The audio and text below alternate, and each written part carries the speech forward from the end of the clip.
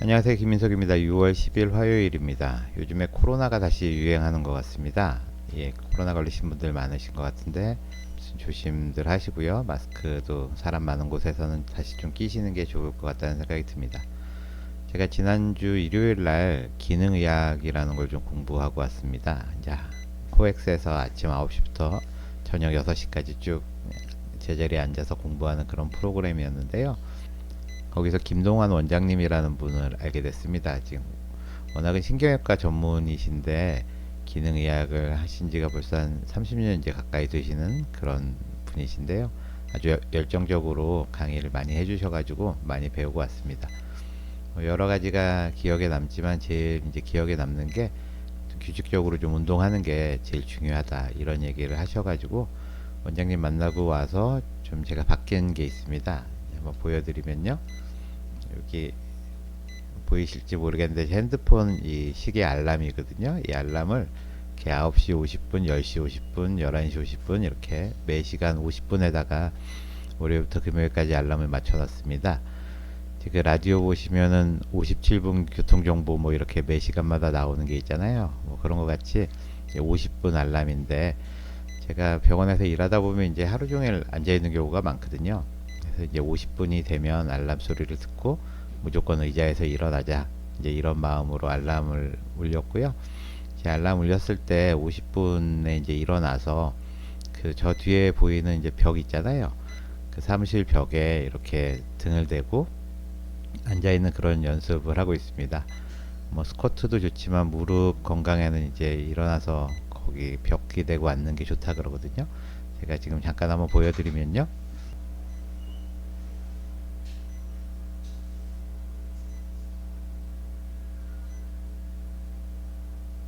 저렇게 벽에다 등을 대고 이렇게 앉는 그런 자세를 하고 있습니다. 어제는 1분 정도 하니까 힘들어서 못 하겠는데요. 또 오늘 이렇게 몇 시간마다 하다 보니까 조금씩 느는 것 같습니다. 다리에 좀 힘도 생기는 것 같고 아주 편하게 안전하게 할 수 있는 운동인 것 같아서 일단 저거를 하고 또 이제 팔굽혀펴기도 그 하는 게 좋다 그래가지고요. 이제 땅바닥에서 팔굽혀펴기라면 체중이 많이 실리잖아요. 그래서 이제 벽을 잡고 가볍게 팔굽혀펴기를 한 20번 정도 그렇게 하고 또 물도 한 잔 마시고 뭐 이러면서 이제 10분 정도 쉬었다가 또 일을 하는 뭐 그런 식으로 하고 있습니다. 그래서 여러분들도 그 사무실에서 일하시는 분들은 따로 뭐 시간 내서 운동하시려고 하지 말고 이렇게 50분이나 뭐 55분 자기 습관에 맞춰서 매시간 알람을 한번 맞춰 놓으시고요. 뭐 잠깐 일어났다 앉기라도 하면 훨씬 좋지 않을까 그런 생각이 들어서 이제 소개를 해드립니다. 운동만큼 이제 중요한 게 먹는 건데요. 요즘에 이제 지방에 대해서 주로 제가 공부를 좀 하고 있거든요. 뭐 저탄고지 뭐 이런 거 하시는 분들도 많고 저 의대 다닐 때만 해도 그냥 지방에 대해서 별로 배우질 않았습니다. 그래서 지방의 기본 구조라든지 뭐 이런 것도 잘 몰라서 하나하나 공부를 하고 있는데 어, 지방 하면 흔히 오메가3, 오메가6 뭐 이런 것들 많이 얘기 나오잖아요. 그래서 국민 상식처럼 알고 있는데 오늘은 이제 오메가6 지방에 대해서 한번 알아보도록 하겠습니다. 건강의 열쇠는 기름의 종류가 아니라 균형입니다. 오메가3는 건강에 이로운 지방이며 오메가6는 염증을 유발하는 지방이라는 인식이 널리 퍼져 있습니다. 그래서 오메가6가 많은 식용유를 피하고 오메가3가 풍부한 들기름을 챙겨 먹는 경우가 많습니다. 하지만 최근 연구에서 오메가6를 많이 먹은 사람이 심장병과 제2형 당뇨병에 덜 걸린다는 결과가 다수 발표됐습니다. 오메가6가 항상 해로운 것이 아니라 상황에 따라 건강에 긍정적인 역할을 할 수 있습니다. 오메가6는 해바라기 씨유, 옥수수유, 콩기름 등의 식용유와 견과류, 달걀 등에 많이 들어있습니다. 세포막 구성, 혈관 기능 유지, 인슐린 저항성 개선 등에 관여합니다. 미국과 유럽의 여러 연구에서 리놀레산, 오메가6 지방산 섭취가 많은 사람일수록 제2형 당뇨병과 심혈관 질환의 위험이 낮다는 경향이 관찰됐습니다. 염증 유발이라는 기존의 이미지와 달리 오메가6도 다양한 생리 기능에서 필수적인 역할을 하고 있는 것입니다. 그렇다고 오메가6를 무조건 많이 섭취하는 것은 바람직하지 않습니다. 오메가3와 오메가6는 같은 효소를 사용해 대사되기 때문에 한쪽이 지나치게 많으면 다른 쪽의 기능이 억제될 수 있습니다. 현재 한국인의 식단은 오메가6 비율이 지나치게 높습니다. 튀김류, 가공식품, 인스턴트 음식, 외식에 자주 사용되는 식용유 등이 주요 원인입니다. 이런 식단은 체내 염증 반응을 조절하는 데 불균형을 일으킬 수 있습니다. 건강을 위해서는 두 지방의 균형을 맞추는 것이 중요합니다. 등푸른 생선이 오메가3의 훌륭한 공급원입니다. 연어, 고등어, 정어리, 청어, 꽁치 등이 심혈관 건강과 뇌 기능 유지에 도움이 됩니다. 하지만 이런 생선을 일주일에 여러 번 꾸준히 챙겨 먹는 것은 쉽지 않습니다. 특히 생선 비린내나 식감이 부담스러운 사람에게는 더욱 그렇습니다. 이럴 때 대안이 되는 것이 식물성 오메가3입니다. 들기름이나 아마씨유에는 알파리놀렌산이 풍부하게 들어 있습니다.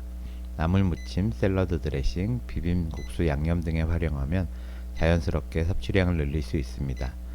단 이들 기름은 열에 약하기 때문에 가열하지 않고 생으로 사용하는 것이 좋습니다.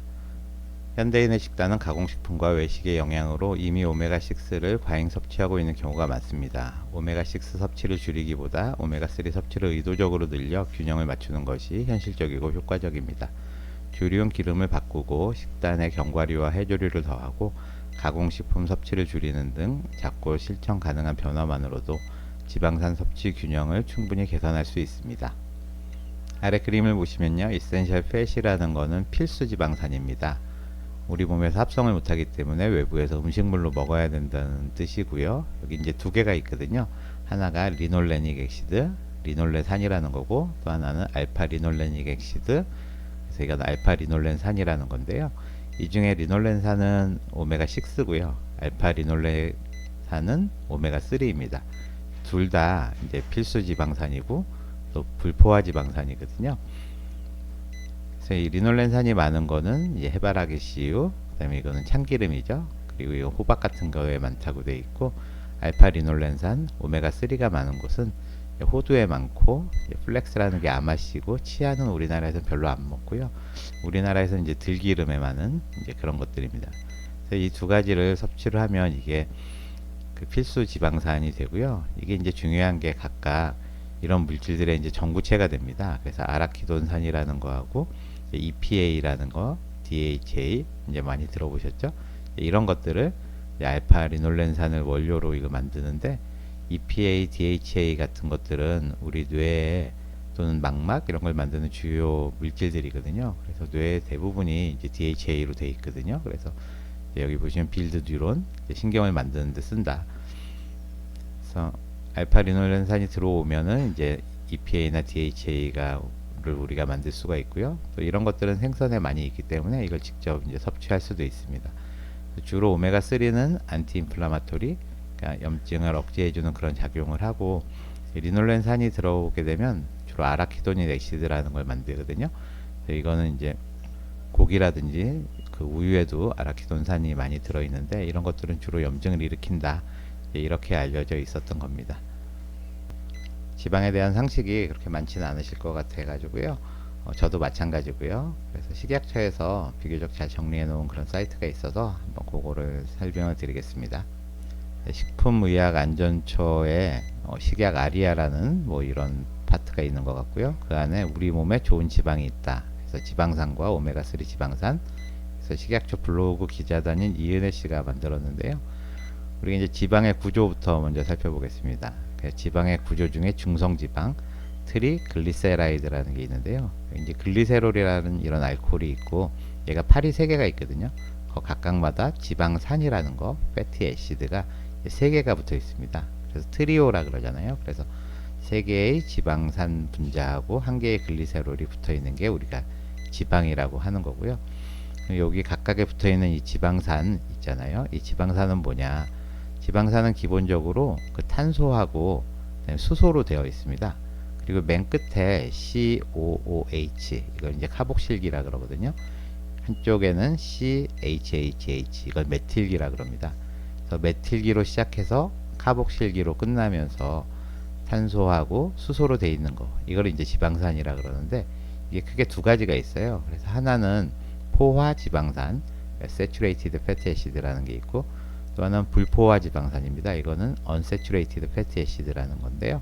포화 지방산은 보시면 이 탄소가 손이 4개입니다. 그래서 이 두 손은 옆에 있는 탄소하고 서로 결합을 하고 있고, 두 개의 손은 수소하고 결합이 돼 있죠. 이제 탄소는 손이 4개지. 그래서 이 수소로 다 꽉 차 있어서 이게 포화 지방산이고요. 불포화 지방산은 중간에 보시면 여기 이중결합이란 게 있습니다. 그래서 이쪽 손하고 이쪽 손이 지금 수소가 포함이 안 돼 있습니다. 여기도 이제 이중결합이 돼 있죠. 그래서 수소가 포함이 돼 있지 않은 이런 것들이 이제 불포화 지방산이라 그럽니다. 이렇게 포화 지방산은 이렇게 모양이 쭉 길게 연결이 돼 있어서 보통은 평평한 어떤 선형이거든요. 그러다 보니까 서로 이렇게 잘 포개져 가지고 단단하게 굳어지고요. 이 불포화 지방산은 이중결합이 있는 곳에서 이게 분자가 좀 꺾입니다. 그러다 보면 이게 이제 차곡차곡 쌓이지가 않다 보니까 우리가 상온에서 불포화 지방산이 많으면 이제 액체로 기름 형태로 나오는 거죠. 이거는 비계 형태, 이거는 기름 형태라고 보시면 되겠습니다. 여기 이제 조금 더 자세하게 그림이 나와 있는데요. 탄소에 4개의 손이 있는데 2개는 옆에 탄소하고 2개는 수소하고 이렇게 다 꽉 차 있으면 포화지방산. 탄소하고 탄소 사이에 2손을 잡고 있어서 각각 여기에 수소가 결합할 수 있는 자리가 남아 있으면 이거를 이중결합이라고 하고 불포화지방산이라고 한다. 이렇게 그림을 참 잘 그려놨네요. 이제 포화지방이 많으면은 이게 이제 촘촘하게 서로 쌓이기 때문에 고체 형태가 되고요. 소기름이나 돼지기름 같은 거. 불포화지방이 많으면은 이렇게 기름으로 이렇게 보인다는 겁니다. 그래서 이제 오메가3, 오메가6 이게 모두 둘 다 불포화지방산이라는 거죠. 어떤 거는 왜 3고 어떤 거는 6이냐? 오메가3, 오메가6. 그래서 알파와 오메가라 그러잖아요. 그래서 오메가라는 거는 기본적으로 끝이라는 뜻입니다. 알파는 이제 시작이라는 뜻이고요. 그래서 여기 보시면 대표적인 이제 오메가3 지방산에는 리놀렌산, 아까 나왔던 게 있죠. 필수 지방산이 있고, 여기서 EPA, DHA 이런 것들도 다 오메가3 지방산에 해당된다는 건데요. 여기서 표시한 거는 이제 DHA하고 그냥 EPA 같은 거를 표시를 했는데, 이 기본적으로 지방이 이렇게 쭉 탄소가 이렇게 쭉 붙어 있잖아요. 그래서 이건 탄소를 씌워보면 하나, 둘, 셋, 넷, 다섯, 여섯, 일곱, 여덟, 아홉, 열, 열하나, 열둘. 12개짜리 이제 탄소거든요. 그래서 12개 정도 들어가 있는 것들을 우리가 이제 중간 길이 그 지방산이라 그러고요. 이 탄소가 14개 이상 되면 이건 좀 긴 그 지방산이라 그러고, 롱체인 패티애시드.